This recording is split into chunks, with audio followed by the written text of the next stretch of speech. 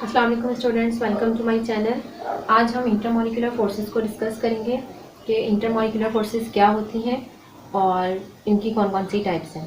वो फोर्सेस जो किसी भी एटम्स को होल्ड करने में लगती हैं उनको केमिकल बॉन्ड्स कहते हैं। अब इन केमिकल बॉन्ड्स की एडिशन में कुछ और भी मज़ीद बॉन्डिंग फोर्सेस मौजूद होती हैं जो कि वीक फोर्सेस होती हैं। तो वो वीक फोर्सेस भी इन केमिकल बॉन्ड्स में एग्जिस्ट करती हैं और उन फोर्सेस को हम इंटरमॉलिक्यूलर फोर्सेस कहते हैं। जैसे कि हम यहाँ एग्जांपल ले लेते हैं कि यहाँ पर HCl ने बॉन्ड बनाया है, तो HCl की बॉन्डिंग्स में ये तो हो गई केमिकल बॉन्ड्स। केमिकल बॉन्ड्स की तीन टाइप्स होती हैं, ठीक है, ionic bond, covalent bond and the coordinate covalent bond. ठीक है, तो ये केमिकल बॉन्ड्स तो यहाँ पर बनता है।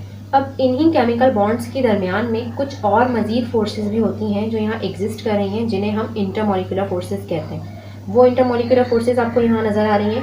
अब ये जो इंटरमॉलिक्यूलर फोर्सेस हैं, इनको जो एनर्जी रिक्वायर होती है, कोई भी एक मोल लिक्विड हाइड्रोजन क्लोराइड मॉलिक्यूल को अगर हम गैस में कन्वर्ट करना चाहते हैं तो उसके लिए हमें 17 किलो जूल की एनर्जी रिक्वायर्ड होगी इस इंटरमॉलिक्यूलर फोर्स को तोड़ने के लिए। जबकि जो केमिकल बॉन्ड यहाँ मौजूद है, इसको ब्रेक करने के लिए हमें 430 किलो जूल एनर्जी की ज़रूरत पड़ती है। इंटरमॉलिक्यूलर फोर्सेस हैं, ये बहुत कमज़ोर होती हैं आयोनिक और कोवलेंट बॉन्ड से, यानी कि इसके मुकाबले में आयोनिक और कोवलेंट बॉन्ड भी बहुत ज़्यादा स्ट्रॉन्ग होते हैं, जबकि ये इंटरमॉलिक्यूलर फोर्सेस बहुत वीक होती हैं। स्ट्रेंथ और वीकनेस है इंटरमॉलिक्यूलर फोर्सेस की, ये डिटरमाइन करती है कोई भी स्टेट किसी भी मैटर का, यानी कि सॉलिड, लिक्विड और गैस। हम उनकी मैटर ऑफ द सब्सटेंस की स्टेट को डिटरमाइन कर सकते हैं बाय इंटरमॉलिक्यूलर फोर्सेस। और कुछ केमिकल प्रॉपर्टीज़ भी, जैसे कि मेल्टिंग पॉइंट या स्ट्रक्चर वगैरह, हम इंटरमॉलिक्यूलर फोर्सेस के जरिए जान सकते हैं। There are several intermolecular forces but we will discuss two of them.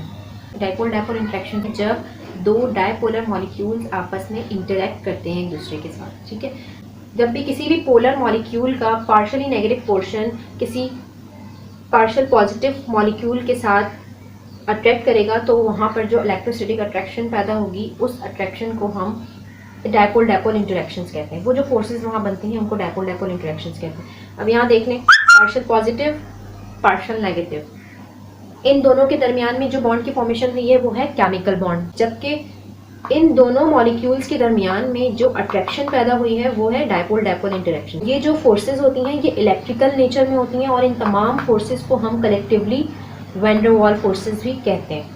ठीक है, अब हम आते हैं हाइड्रोजन बॉन्डिंग पे। Second intermolecular force hydrogen bonding. ठीक है, हाइड्रोजन बॉन्डिंग कैसे फॉर्म होती है? जब इंटरेक्शन होती है किसी भी partially positive charge hydrogen atom की किसी भी इलेक्ट्रोनेगेटिव एटम के साथ, यानी कि एक तो हाइड्रोजन है हमारे पास जो कि पार्शियली पॉजिटिव चार्ज एटम है।